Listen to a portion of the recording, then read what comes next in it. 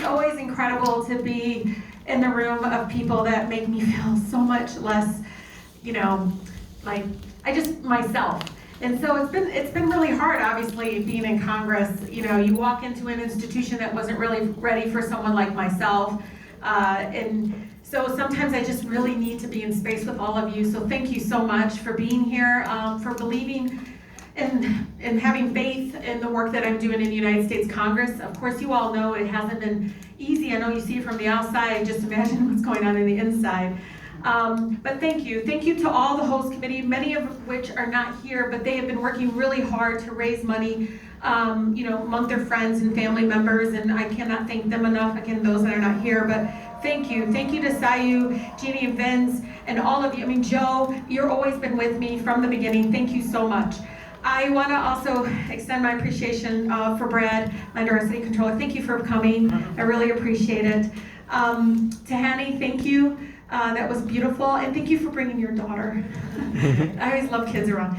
I really appreciate it, and I want to also thank the People's Forum for saying yes. We applied online and got a call right away, and they were like, yeah, come on down, do this. And so I was really happy to see that happen. Many of you are incredibly important to this movement work. You already know this. But I grew up in the most beautiful, blackest city in the country, in the city of Detroit, where every corner was a reminder that it didn't matter, and this is something Grace Lee Boggs taught me, it didn't matter who was in Congress or who was president of the United States, that it was really the outside, the movement, the work in the streets that got us the Civil Rights Act, got us Voting Rights Act, that had us have the ability to organize in the workplace, all of it because people, again, marched, and some even put their lives on the line to make sure that we have these things. We all know all that is under attack. All of it, from conservative case laws to a number of legislation that we see. It's so hard seeing my families, those living with disability, being discriminated against, those for getting discriminated against, age discriminated. We have so many auto workers getting let go, bought out, can't get other jobs because of that. You name it, it's happening. And so, getting into Congress, I really, really ran, y'all, not to be the first of anything. I really ran because I was angry. And I was frustrated. Jeannie knows, how many fences can I jump over to actually grab samples of petroleum coke to tell the state at the time who said it was safe. Right. They told me petroleum coke was this, which is waste, byproduct of literally petroleum, like the tar sands were getting piped into right there in Southwest Detroit. And they said to me that it's safe. Piles of it. Piles of it. And honestly, I was like, I'm a state representative. What do I do? The state's telling me it's safe. And it was an advocate, an organizer named Catherine Savoy, who does all this great environmental justice work. I call her, I was like, what do we do? They're telling us that it's safe. How is it safe when it's literally a byproduct of tar sands, the dirtiest crude oil? And she's like, I wish we could get a sample. And I was like, because I wanted to talk about it, but you guys said no. I was like, you know what? Yeah, we can go get a sample. So I go over there, and we were kind of blocking the trucks from coming in to get it done. But I realized if I went on the block over, because I'm a Detroiter, so I was like, let me go block over. You know how it is. I was like, let me go through the alleyway over here on the side. Sure enough, it was open. I crossed over, allegedly over some tracks in the fence. But it was accessible, and I did jump over the fence, but I'll tell you, all I did was take these kitchen gloves with me, because you remember, I took some plastic kitchen gloves in Ziploc bags. No, 3 of them or something. And I went, and I remember wrapping I was like, I don't know if this, I don't want to get sick. So I go over there, and I'm putting the petroleum coke, they look like rocks, I'm putting them in the bags, and I'm stuffing them, and I run back across. And as I was doing, somebody had said something, and all of a sudden you could see, there's some pictures of me, but it looks really funny because I'm running with these bags, and the media caught some pictures what is going on here? And you couldn't see it was me, because I was really worried about breathing in the stuff. So we had the Ecology Center in Ann Arbor do an independent study of it, and sure enough, carcinogenic was in it. It was, and I gotta tell you guys, it was so toxic. They told me, how much of it's on it? I said, it is 40 feet high. It's where your mom lived. Right there on the riverfront. It was piles of it. And why it brought our attention is because the Canadians were like, what's those black cloud dust over there? And they were calling people and saying, what is going on over there? And sure enough, so I used the power of the office, the power of the letterhead. and I issued the results of this test from Ecology Center out, and all of a sudden, Michigan Department of Environmental Quality calls and says, well, State Representative Tlaib, well, it's not toxic if it's contained. So then they were like, well, we need to contain it. I said, okay. By the way, we ended up getting Ecology Center to test some of the people's apartments because some of them didn't have air conditioning, so had they open. Sure enough, they found it in their dish rag, the sponge that they use to dishes. They found it on the window seal. I mean, it was awful, you guys. And it was so hard because I thought to myself, I'm going to introduce a bill. I got bipartisan support for it to ban the storage of petroleum coke, especially near the riverfront and near the water. And of course, it wasn't going to go anywhere, right? And then I kept digging and digging and finding out, oh my God, it's Marathon petroleum oil folks. Marathon Petroleum had contracted out with the Koch brothers to purchase years worth of this byproduct. And they were all waiting there to be shipped off, I think, to China or something. I can't remember, but they couldn't get them on these ships fast enough. It was just piling. They were literally falling into the river. It was awful.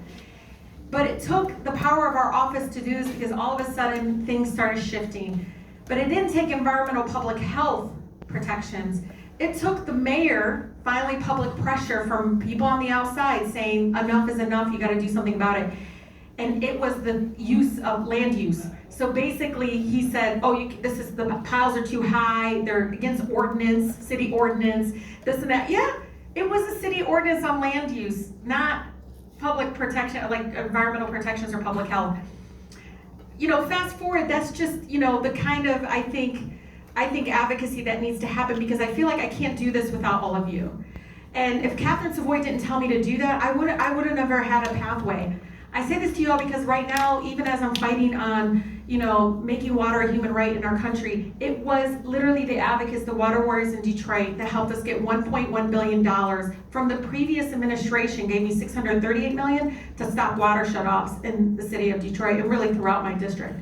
And it was incredible to finally have some sort of way of understanding that yes, people can't afford water in our country and now they're living without water. And it took, a story that came on that got my attention really. My attention was an African-American couple in their 70s. They had just retired and they were using this old, it looked like maybe an old paint bucket of some sort. And it was, about like this tall. They were filling it up with snow so they can melt. Look it up. They melted snow in this so they can use it to flush their toilet. When we say the water has been shut off, it's not just for drinking, it's for bathing, it's for, washing your clothes, making food, all those things. But again, it's not an institution that, it's almost like they don't believe me. Does that make sense? Like I get in there and I'm like, well, this is happening. It's almost like you don't believe me. All of you give credibility to say this is happening. When I read to kids this week, March Reading Month. I love reading to kids. First of all, some of them don't even know who I am, which is so refreshing.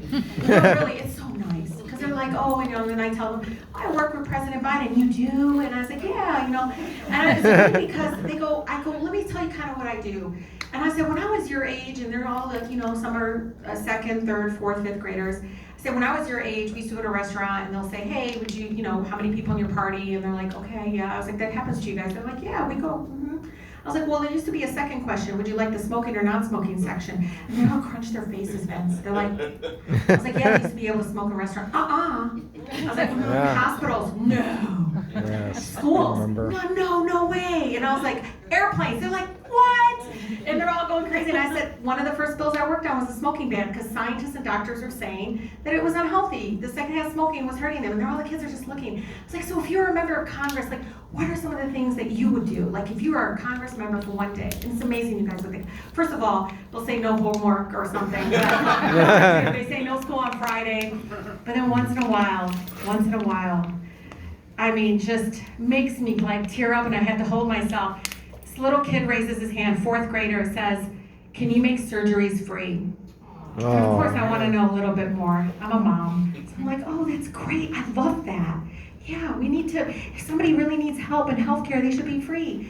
And I was like, why did you say that? He goes, because my cousin had 8 surgeries and his family almost went bankrupt, my aunt and uncle. And of course, the teacher's just looking at him and everybody. And I thought to myself, this is why I gotta keep doing what I'm doing. This is what I gotta keep doing. So sometimes I just need to be with real people that just get it, that believe there's something wrong and something has to get fixed. And they really simplify it for me. Because then I feel like, okay, I can get back up, Sayu, and I can go back in there and say, nah, you all don't get it. Like, people are really, truly suffering. But again, it's an institution that wasn't ready for me. I didn't run to be the first of anything. I really did. I'm proud that I am. I love the young people that come up to me with their beautiful ethnic names. They're Palestinian, they're Arab, they're this and that. It gets all backgrounds. And I still remember the little girl that like is she's dressing like me. And of course, I say, I love that you have a blazer on, and she's like, I'm trying to look like you, and I'm like, oh. And she's like a little girl, in Sacramento, California, of all places. And I look at her, and I was like, well, don't run for Congress, forget that, run for president. So I heard me say, she looks up at me, and she goes, uh-huh. And I was like, oh, wow, I think we did that. Like, we actually did that, because I could imagine at that age, she's like, my name is Rianne, yours is Rashida. And I'm like, yeah, my name is Rashida, you're Rianne. And she's like, I'm Palestinian. I'm like, I'm Palestinian. And you can see like it's something, and all of a sudden she believes that she can. And I love that. This is what we're doing with this work. It's not just about me, it really isn't. It really is about us making room in a way that allows like our movement work to make a difference. If it's water shut off, if it's fighting environmental injustices, you name it, it can really happen if we make sure that we're connected and getting, again, people that are not gonna sell us out when they get there. As my mom would tell me all the time, no matter how old I am, I will always be my mother's daughter. And to this day, she's always like, oh, Mom, why? Just Khalila Allah, which means leave it to God. Khalila Allah, Mama, Khalila Allah. She's always like, you're so stressed out, leave it for God. I was like, Mom, God gave me like legs to march, gave me a voice, just to kind of, and then I'll tell her stories like that. And she goes, why is that? Yeah, you should ask him, see if he can sign up. I said, Mom, I said, see, I got it from you. Like, you are the reason that I'm a social worker at heart, that I'm compassionate, I want to help. My mom literally, during the Black, we had this big, awful, massive outages. I call her, she's calling around, taking orders so she can go get food for her friends on her block. This is my mom. And so I tell her all the time, you say this, but I'm out there doing exactly what you would have been doing. Even though she still calls me, you're the one out of all kids. I'm the eldest of 14, if nobody has known that, mashallah. And it probably best prepared me for public office, honestly. No, really, it did. It really did. Sayu, it really did. Not my law degree, really being the eldest of 14. But even this day, she always says, you're my troublemaker. Why do you always have to cause trouble? Why are you getting arrested? I said, Mom, it's the most American thing I can do. I cannot believe it's the more American thing I can do. It always takes, honestly, it'll be something on TV. Like, I'm so happy she's not on Twitter. I'm so happy now. She just got on Facebook. But like she's not on Twitter. But I know that she sees things, or her friends will tell her things, so she's more astute now, and I think she follows you on Facebook. I know, I can't believe you let her follow you. Yeah, you guys can't let her do that, because then she finds out what I'm doing. So I don't like her knowing when I get arrested, Joe. She'll see me, she's like, what are you getting arrested in? You're at the Congress and you're getting arrested? What is going on? It's like, Mom, they're trying to take our right to abortion. She goes, the people need, this is a free country. Why is everybody messing with this? Is a free country. I say, see, I get it from you. I get it from you. She's like, it's a free country. Why is everybody bothering everybody? I was like, I know, Mom, I know. That's why I'm getting arrested. And so, but it's hilarious. My mom, it will take her, those moments where she realizes, like, her daughter, she's 8th grade education. She didn't speak English when she came here. She was pregnant with me. I mean, my dad, 4th grade education. He's the guy in the 70s that you went up to and he would pull up his arm and say, what kind of watch do you want? That's my parents, that's my roots. And now, like, I love that she can walk in a room and she feels this sense of, like, I don't know what it is, because now her daughter's a congresswoman, but it's held high. At wedding, she's a little too much, like, congresswoman. This, my daughter's a congresswoman. I mean, it's too much sometimes, it is. And she thinks I can get visas for everybody. It's ridiculous. Today, she was telling me somebody named Rana or something. I don't even know. Did you hear her? She's like, Mama, can you call her back? I was like, where does she live? Like, where is she at? And again, my mom doesn't realize it. She didn't have to get a law degree or anything. She is doing exactly what I'm doing and always fighting for folks. She's the person, when I was a little girl in the car, didn't matter if the person was on the corner asking for, she would stop. She would never judge. She'd give it to them. Just give it to them. Mama, give them. She taught me as a child to this. She didn't have to have a law degree. She didn't have all these things. She was an incredibly compassionate, loving person. So when I became a congresswoman, I decided to wear a Palestinian thobe on my swearing day. As you know, it was tweet the thobe, it was this beautiful thing. Which you gotta realize, my mom was in the audience, in the gallery, wearing her thobe. And people kept asking, why are you wearing a thobe? I said, because my mom's US passport says she was born in Jordan. She wasn't born in Jordan. She was born in Palestine.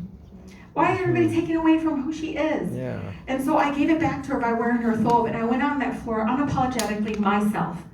And I gave that back to her as much as I could, and she loves it. I mean, she can see it, but she also always will be the one to say, Lish, why you? Why you? Just says, Mom, it's like, Mom, I'm a freaking congresswoman. I gotta speak up. I gotta keep going. She goes, well, if you see him, go cry. I was like, Mom, the president's not like in the hallway. It's not gonna happen. She's like, just stay away from her. But it's hilarious. But my residents honestly love me just as I am. Even folks that will tell me all the time, like, girl, I don't know why you said it like that, but it's okay. You call me back. Like, I'm like, of course I'm gonna call you back. I never ever want you to think like, this is your office. When my little boy, when I first got elected, we wrote this children's book, I think somebody brought one, but in there it says, because it's a true story. He asked me, he's like, Mama, who's your boss? Who's your boss? And I was like, I go, well, I'm eating, I don't, and he goes, is the president your boss? I said, the president is my boss. No. 750,000 people are my boss's mom. And he's crunching it, and I explained it to him. I said, this is your office. I even told these kids in the classrooms all this week, I actually work for all of you. You can write me letters right now, like anything. Send me. I had a 7-year-old girl, I think Fatima's now 8 or something. She sends me letters all the time. That the earth is burning and you should be working on anything else but that. Work on the fact that the earth is burning. I was like, and I actually had her come in for the coffee hour. So I was like, see, they're asking me about other things too. I gotta fix the healthcare system. I gotta reunite families that have been separated by their broken immigration system. I gotta do a lot of stuff, sis, so she can see. But I want her to see how it's with the process, because I really do hope she runs for office one day. But it has been an incredible experience in that I can't do this without my residents who just let me be as is. It's great because I'm not joking. I have actually people that, had never voted for me and were never, and all of a sudden, because of the strong constituent services, and we do it authentically ourselves. I mean, when people call me, I don't ask, are you this, or are you that, where do you, now my staff says, you gotta ask where they live, Rashida. You're literally doing constituent services for people who don't live in your district. Because I don't ask sometimes, and they somehow get my number. But it's life-changing. And even as I'm doing it, I always tell people that have Muslim faith, or that are Arab American, or women of color, childhood immigrants, because they're like, oh, I'm only taking care of that. I love it when they're like, is she really Muslim? Because it's tearing down all the stereotypical things that people think, like, oh, of course, I'm your neighbor. Of course I care. And I always remind you young people, when I first got elected, it was fellow Americans that didn't share my faith or ethnicity, you all. I think it was like 10% maybe Arab American population. The majority was white, black, Latino. And it was incredible to see, again, for us to make history based on that kind of and I told them I was apologetic to myself. I went door to door. People are like, where you, they see my name. They're like, where are you from? And I'm like, Detroit. I do it on purpose, And they're like, no, where are you from? I said, well, my parents were born in Palestine. I'm Palestinian American. My doctor is Pakistani. I'm like, of course, okay. I hope one day, though, I knock on the door and somebody goes, yeah, my city councilman is Muslim. That'll be nice, or Palestinian. But it has been incredible because I'm chipping away at all the stereotypical things. And I love that even as we did this big DTE town hall in my district recently, over 100 people came in. You should have seen it. It was awesome. And I'm sitting there talking about public power, tearing down corporate greed, enough with the shareholder buyouts and everything. And they're like, yeah. And you can see there's this little like, yeah. And I'm like, not in Detroit. I'm in Westland, which is like a suburb outside of Detroit. They were like, yeah, Rashida, get them. And I'm like, all right, okay, we're moving people along with us. And I don't care, they're all like, let's get it, Rashida. They want 14% increase while we don't even got power outages for 7 days and I don't know what. So it's been incredible to see that shift, and I didn't have to change anything about myself. You know what I mean? That's what I always worry about when I first ran and everything, is I had to change more of who I am or whatever, I still wear my gym shoes. I'm not gonna always be the most polished, elected person. I'm gonna be a little raw, a little edgy. And yeah, people wanna focus on my style more than the fact that I got $1.1 billion to stop water shutoffs. Or that I got a consumer protection law passed by the previous president. You didn't invite me to the White House for the signing, but that's okay. I got the bill passed my first term. There's things that we can really do because we build that relationship. I find out what's going on in other people's congressional district and bring them along with me. But I'll leave you with this. You guys know who I am and everything. But Rasha knows I've been on a kick to tell you this story. Because you guys remember there was 12 women, you probably don't know this, but there was 12 women that interrupted the previous president at a rally and and so it was, of course it goes viral, right? I mean, Bessel knows, it went viral after I got elected. I'm like, that happened like a year, 2 years, like a year and a half ago, 2 years. It was 12 women. We all individually asked a question to a person that wanted to be president of the United States. And I asked the question, have you ever read the United States Constitution? You appreciate that, Vince? I said, have you ever read the United States Constitution? You should read the United States Constitution. You should see it. Because I was the only one that really Secret Service couldn't catch up with. I was just like, because I was watching what was going on. It was awful because the audience was more violent. Detroit Economic Club, suits, business, pulling on women's hair, kicking them. And they're asking questions like, hey, what do you think about labor? UAW, what person asked, a woman was like, what do you think about organizing labor? What do you think about unions? And everyone asked a question. Of course, I asked that question because he was promoting the Muslim ban. And so as I'm getting polite, each woman had like a Secret Service pulling her out. So I get a call, and I'm not telling you about my mom anymore because it was a little crazy. She was yelling at me, crying, thought my life was over because I was in prison. I wasn't in prison. But my brother calls me, how many of you have one of those in your family? You know who they are. Voted. He's that person in my family. And so he calls me, because he's like, it's never gonna happen. He's just saying he's banning Muslims so he can get votes. It's never gonna happen, Rashida. God, oh my God. And I'm like, and when it happened, I text him. I was like, it happened. Yeah. Oh, it's never gonna happen. He's not gonna do that. They did it. Yeah. But I love it because he calls me and, I'm like thinking he's gonna yell at me he's like, what's going on? Because I didn't know there was gonna be on like CNN. I didn't know. I mean, we really have done these kinds of things all the time and we never knew if it was gonna get covered or, we weren't expecting that. He calls me and he says, I'm so proud of you. I was like, really? I thought you liked him. And he goes, no, sis, I watched. Every single girl needed 2 Secret Service. You needed 6. And I was like, are you serious right now, Nader? Because I like saying his name because he gets really mad. I was like, are you serious? She knows Nader. I was like, you serious, Nader? Don't call me right. This is ridiculous. I think I'm up on. But that's the person I am. It's going to take a lot more to take me down, you guys. It's going to take a lot more to silence me. And you all give me fuel every single day. Thank you.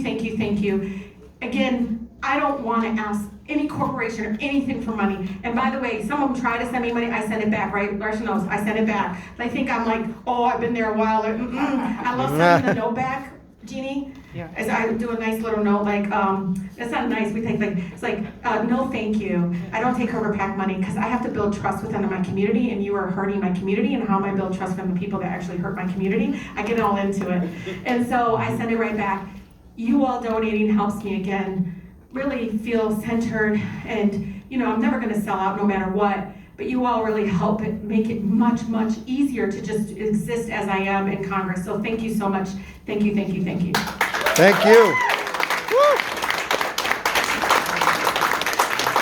right, the People's Congresswoman, y'all.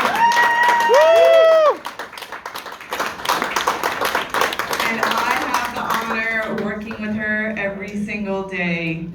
Y'all, I just want to say thank you so much for our host committee, the People's Forum. We have Ayat that is catered. We have Kanaka cups for you all to take home.